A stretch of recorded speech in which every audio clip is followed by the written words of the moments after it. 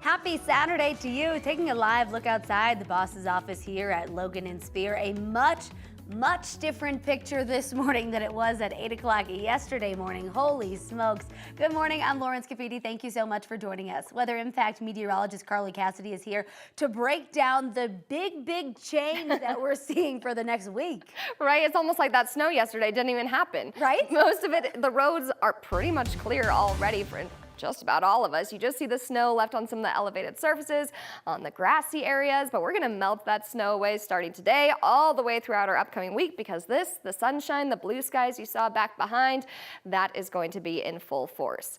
Temperatures this morning, we got the 20s, that seasonal chill as we start things off. That's the case across the state, so grab the extra layer as you are headed out this morning, but for most of us by the afternoon, not going to need too many of those layers. We are really warming things up and already seeing that temperature change here by about 15 to 20 degrees warmer than yesterday morning.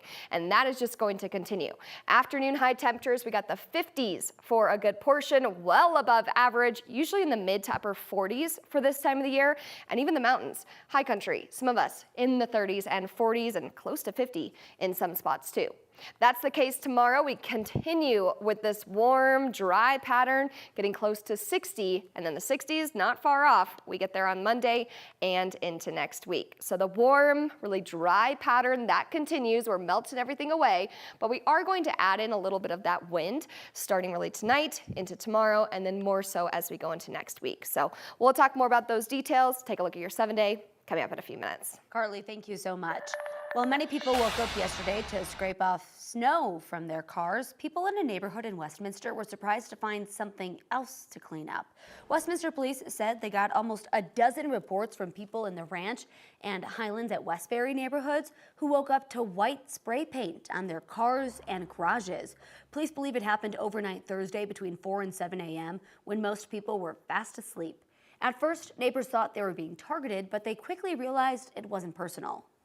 I don't think that this was out to get a specific person, but there's multiple cars, some over there too. There's some over by you guys. It's rough. I don't know. I don't know what's going on. You know, whoever's doing this just needs to realize that it's affecting people in a really hard time. You know, the world is kind of crazy right now. We spoke to people on the street with Ring doorbell cameras, but the footage didn't capture any faces. Police say they don't have a description of the suspect, but they'll be assigning extra patrols in that area. Anyone with information is asked to call police. A soccer coach at a school in Aurora is accused of sexually assaulting a former student. The district attorney's office charged 67-year-old Ulrich Dahm yesterday. APS says he's worked at Aurora West College Prep Academy since 2018. According to the DA, he used his position of power to assault an underage girl between September of last year up until this month. In a letter to families, APS said he no longer has a job with the district. They say a background check did not indicate any prior inappropriate behavior or criminal history. A candidate vying for an open seat in Lakewood City Council will have a criminal trial in May. 9 News Investigates found she's accused of threatening the mayor and members of council. Desiree Gonzalez is one of 4 candidates running to fill a vacancy in the city's 4th ward. She's facing 8 felony charges for a series of threatening emails sent to city leaders back in 2022. Those messages included images of bomb-making materials and magazines loaded with ammo. Gonzalez was arrested in December of 2022, but her case lagged amid questions about her mental health. If she were to be elected, it's not clear how she would serve, considering a judge ordered her to stay away from other members of the Lakewood City Council. In addition to those felony charges, Gonzalez is also facing 8 counts of violating the court order, barring her from having contact with city council members. Her trial is set to start May 5th. Making national headlines, the Associated Press is suing the Trump administration. It's for blocking the AP's access to presidential events because the news agency is not using the term Gulf of America as ordered by President Trump. The AP filed the lawsuit Friday, 10 days after the White House started blocking them from the Oval Office and Air Force One. I don't know what they're doing, but I just say that we're going to keep them out until such time as they agree that it's the Gulf of America. We're very proud of this country, and we want it to be the Gulf of America. The AP explained it is a global news agency and other countries don't recognize the new name. The news agency argues the ban violates the First Amendment as well as the Due Process Clause of the Fifth Amendment. They're asking a judge to declare the ban unconstitutional and have it rescinded. The Trump administration just reassigned the acting director of ICE amid frustration from the Trump team that deportations are not happening fast enough. Caleb Vitello got the boot. It comes after both border czar Tom Homan and President Trump expressed deportations are lagging behind Trump's promise to deport 11 million people. He's on pace to deport 1 million in 4 years.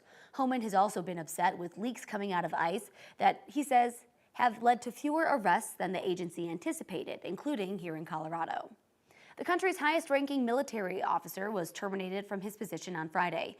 Joint Chiefs of Staff Chairman C.Q. Brown Jr. was dismissed amid a wave of shakeups. General Brown has held the post since October 2023 after he was nominated by then-President Joe Biden. According to a defense official, Secretary of Defense Pete Hegseth called Brown on Friday evening to inform him he was being fired. General Brown was a fighter pilot who became the second black person to serve as Joint Chiefs Chairman after Army General Colin Powell held the role from 1989 to 1993.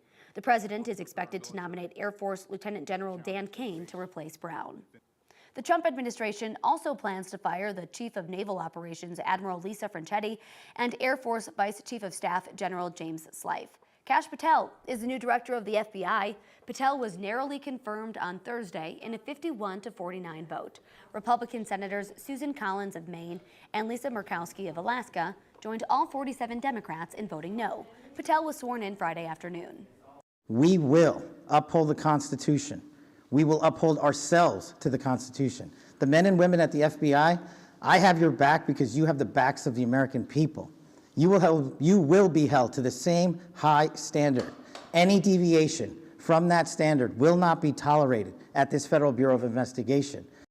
According to 3 current and 2 former FBI officials briefed on the matter, Patel has ordered that 1,000 FBI agents be redeployed from headquarters to various field offices. He has also ordered that another 500 FBI personnel be sent from headquarters to the FBI facility in Huntsville, Alabama. Luigi Mangione was in court for the first time since he was arraigned on charges for the murder of United Healthcare CEO Brian Thompson last year.